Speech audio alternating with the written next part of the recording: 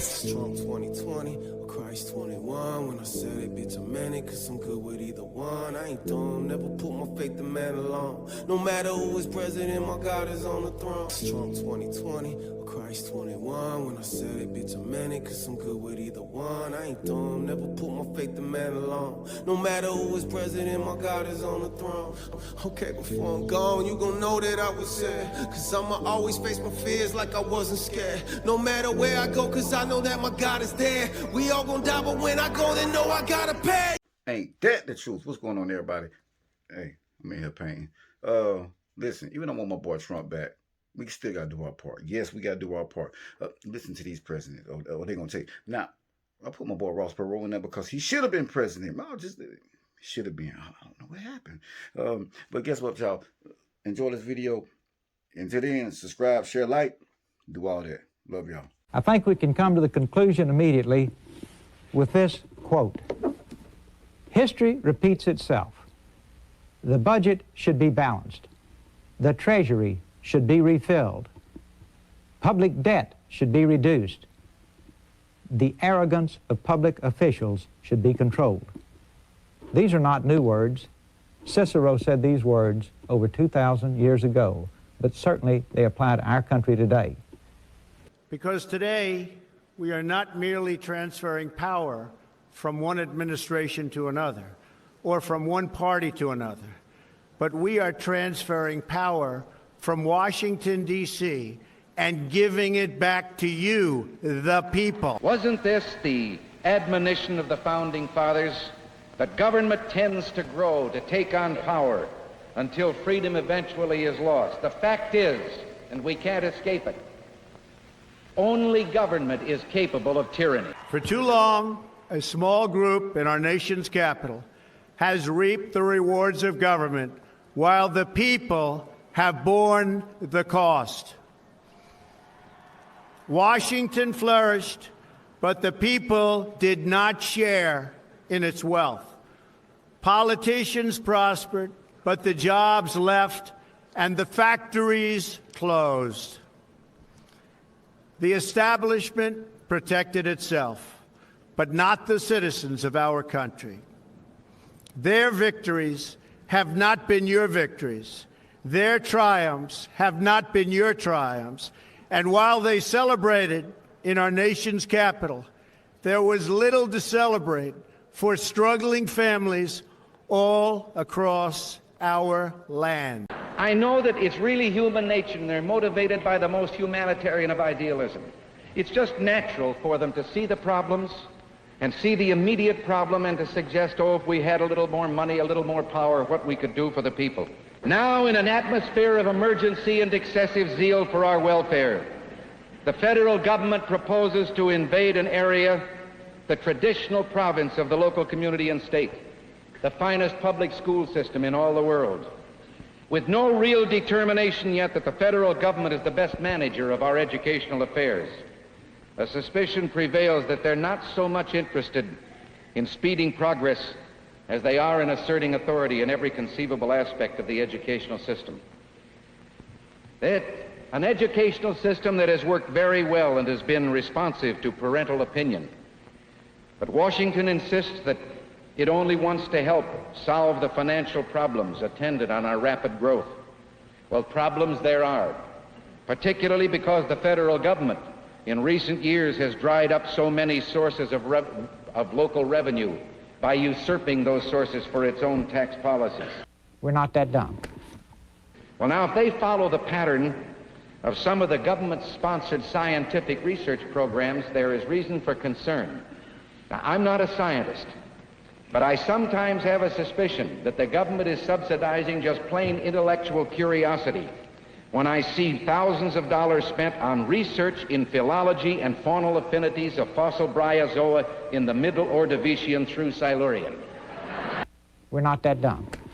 Foreign industry, at the expense of American industry, subsidize the armies of other countries while allowing for the very sad depletion of our military.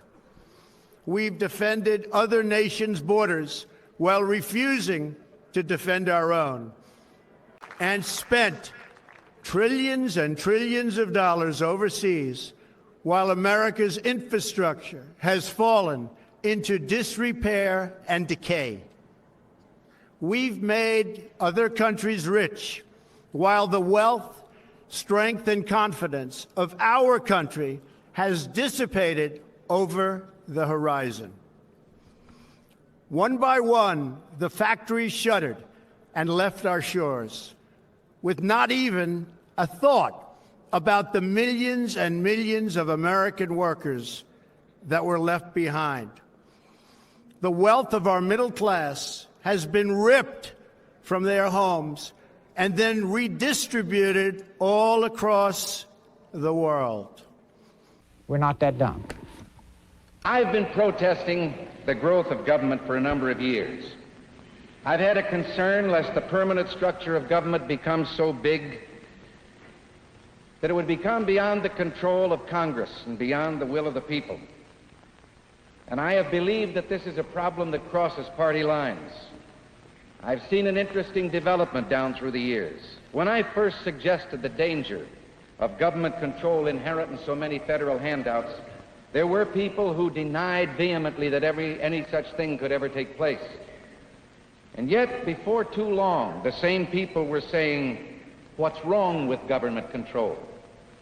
And in the recent days, we've heard representatives in the higher echelons of government ask us, well, are you afraid of your own government? Well, to tell you the truth, I am. And all of us should be.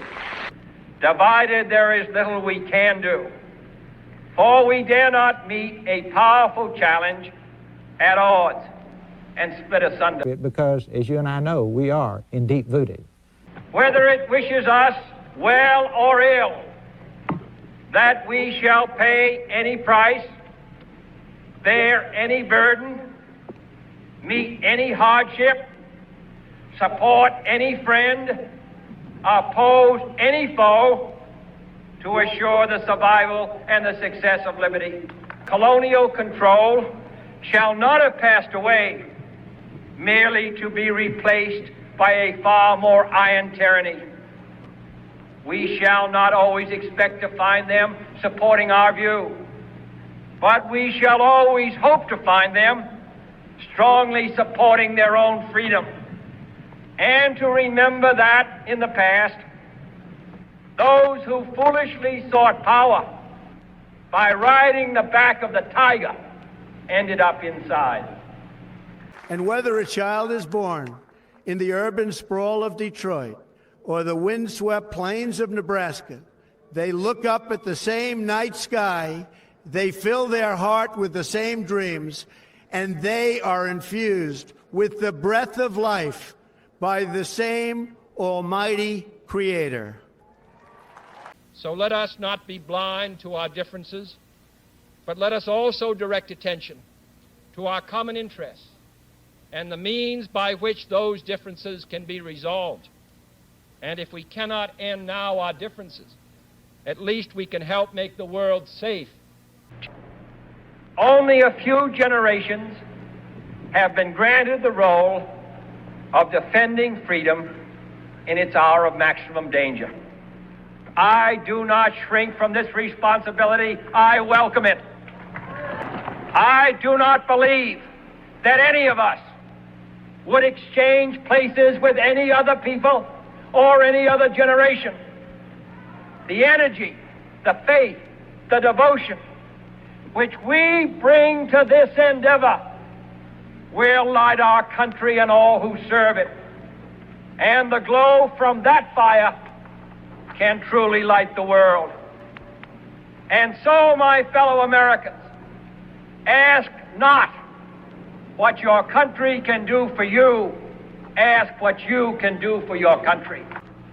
Ask not what America will do for you, but what together we can do for the freedom of man. For in the final analysis, our most basic common link is that we all inhabit this small planet. We all breathe the same air.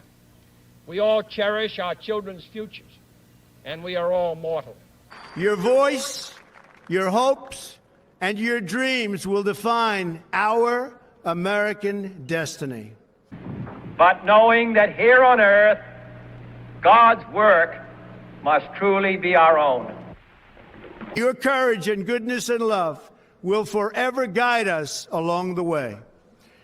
Together, we will make America strong again. We will make America wealthy again.